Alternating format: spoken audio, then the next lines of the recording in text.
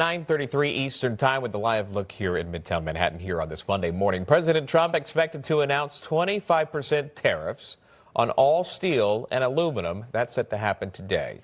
Trump adding that he will also kick off reciprocal tariffs sometime soon.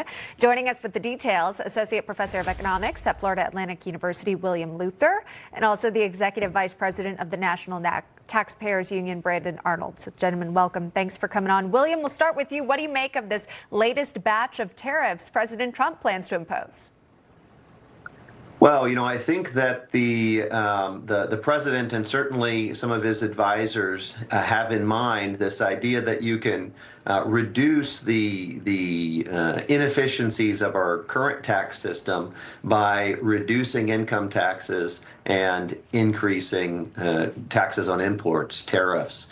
So we've seen several waves of tariffs go into effect or be announced in his first administration and now in this second administration. And these tariffs on steel and aluminum look like they're the next round.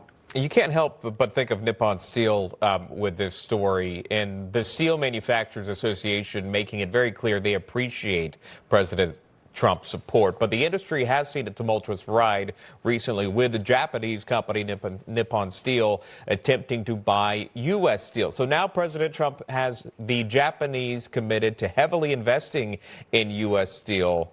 So what does that mean for these specific tariffs that are proposed in your mind, Brandon?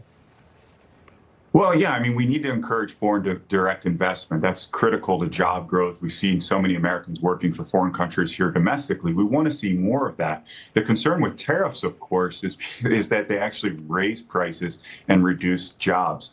And what Americans elected Donald Trump to do was to create jobs, grow the economy, and of course, lower prices. We've been absolutely slammed by price increases under the Biden administration. More taxes, in this case, taxes on imported steel and aluminum, are only going to drive prices up. That's the opposite direction we want to go here. So if this is a negotiating tool, perhaps it'll work. But if this is just economic policy, I don't think it will. Well, we know that those tariffs that were supposed to go into effect against Canada and Mexico, those have been put on pause. We'll see what happens with these steel and aluminum ones. William Luther, Brandon Arnold, thanks so much for joining us this morning. Thank you. Thank you.